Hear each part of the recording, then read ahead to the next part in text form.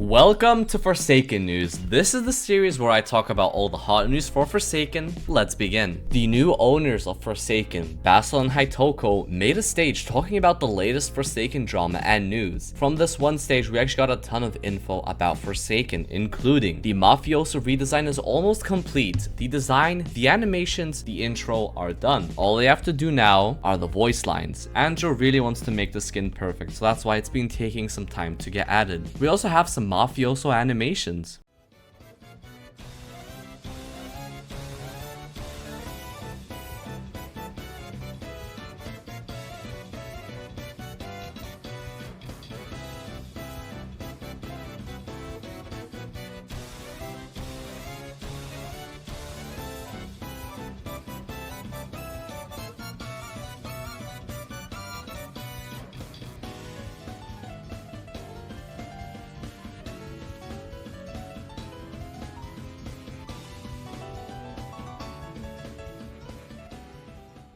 The upcoming Cerulean Survivor has been scrapped. Luckily though, we will be getting a replacement called Wanwood made by Toki, and I'm pretty sure Hitoko. I'm assuming Wanwood will be fully based on the Wanwood Roblox items. The Subject Zero Jason skin is most likely cancelled. The creator of the skin sadly left the team and this skin was just left abandoned. So because of this, Subject Zero is pretty much a scrapped skin. I mean, we do have the Subject 1 noob skin in the game, so maybe we still have a chance of getting the Subject Zero skin in the game. But as of right now, this skin is scrapped. The upcoming Seal Game Pass. We've just gotten some news that Basil wants to find a way to make this Game Pass available to everybody. So you could either buy the Game Pass and your money goes to charity, or you can do something in Forsaken to obtain the Seal skins. Sadly, we still don't know the way of getting these skins. Maybe they will be in the shop, maybe there will be some other way. Personally, I think a cool way of doing this would be everyone who bought the Game Pass would get a little badge icon next to their name saying that they bought the Game Pass. I don't know, just something simple like that, so then you get something extra for buying the Game Pass. But collectors, this means you can still collect these skins for free. We will be getting 2 brand new Roblox game collabs. This includes one random Roblox game and one Roblox game that is similar to Forsaken, an asymmetrical game. Feel free to make a prediction as to what you think these 2 collabs will be. Next thing they mentioned on the stage was the use of developer killers. So what they want to do is add extra features to the VIP Game Pass because it is currently very useless. So what they might do is if you have the VIP Game Pass and join a private server, you can use the developer killers. Remember, this will only be available in private servers to mess around with your friends and all that. You will not be able to use these developer killers in public servers. I made a whole video talking about developer killers. Feel free to check that video out. In the near future, public beta testing might become a thing. The developers are thinking about this. This process would be really nice and could speed up update releases, but of course the developers still want the official testers to still have their jobs. We might not be getting public testing anytime soon, but it's a maybe. Noli Progress. Noli is currently in the testing phase, which pretty much means Noli is done. I'm really hoping that Noli releases as fast as possible. We also have a sneak peek of the upcoming Noli milestones. Hopefully the milestone skins will be there on Noli's release. With this news, the new Noli map is also coming soon, and we actually got gameplay of the new Tempest map. Our Noli map is here.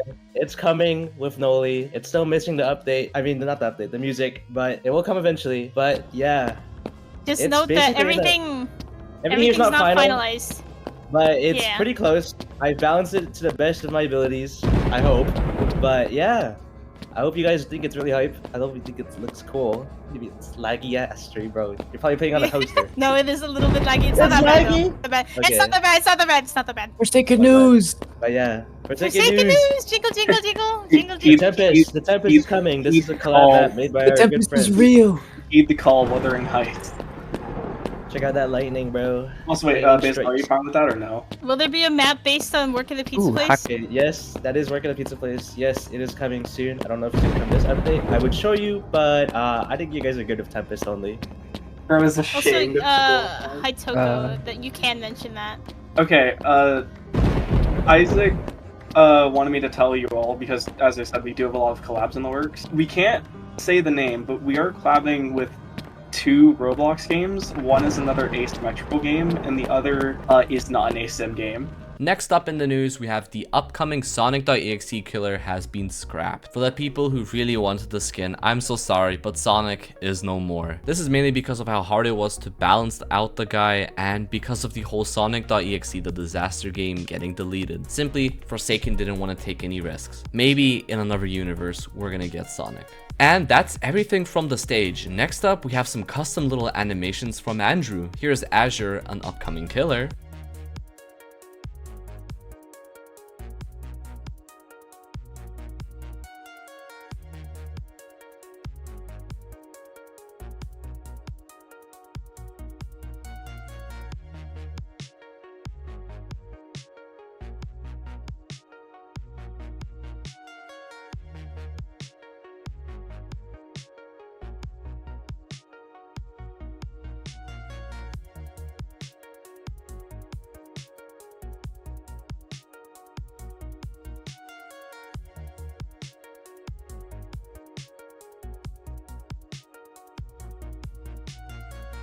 And looks like an outro for Hitbox accurate Jason.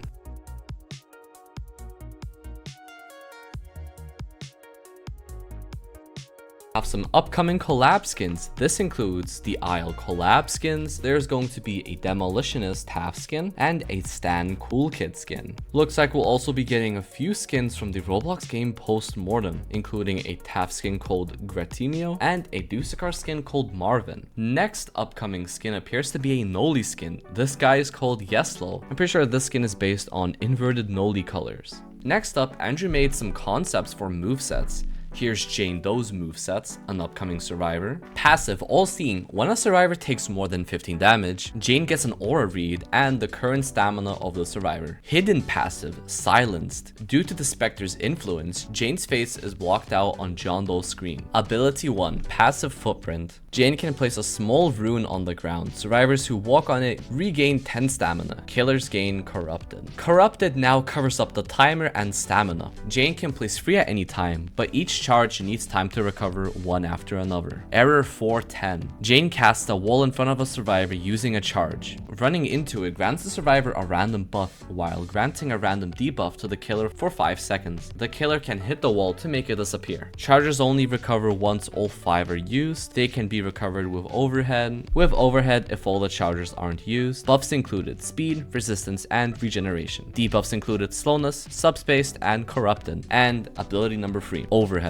Jane slashes downwards with her axe, stunning a killer for 2.5 seconds and granting 1 charge to passive footprint and error 410. Here's the Stalker movesets, a developer killer. Freak of nature, the Stalker has significantly lower cooldowns compared to other killers. However, its abilities cost stamina to use. The Stalker can go into -10 stamina for ability usage before having to wait. The Stalker slashes forward, dealing 20 damage and applying bleeding 1 for 5 seconds. Ability 1, the Stalker lunges forward, dealing 10 damage to all in its path. On successful hit, the lunge can recast up to 3 times. Each recast increases stamina cost. Ability 2, Rage. The Stalker regains 25 stamina, aura reads all survivors, and each M1 applies an additional 2 seconds of bleeding each hit. Rage ends after 15 seconds or it lands 5 M1 hits. Paralysis. The Stalker is able to release up to 3 clouds of noxious gas in a 20 stud sphere radius. Any survivor within it gains poison 1 and blindness 2. Teleportation. The Stalker quickly teleports 25 studs towards the direction it's facing. When in chase, the cooldown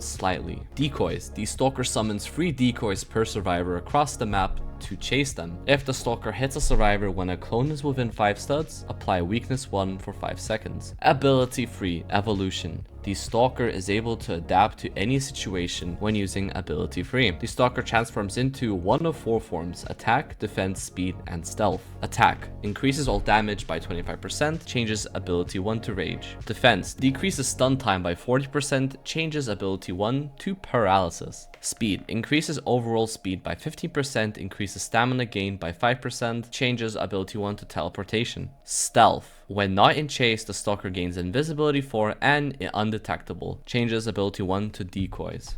I think this moveset is really cool and makes for a really fun killer. Does this mean we're going to be getting Stalker as an upcoming killer? I honestly don't know. I'm pretty sure the devs have stated that Stalker will not be a killer, but maybe those plans will be changed. And finally, we have the concept movesets for Azure. Oblation. Azure gains Oblation by dealing 50 damage, keeping a survivor in a chase for 20 seconds, gain 1 every 30 seconds, reduced by 2 for every injured survivor.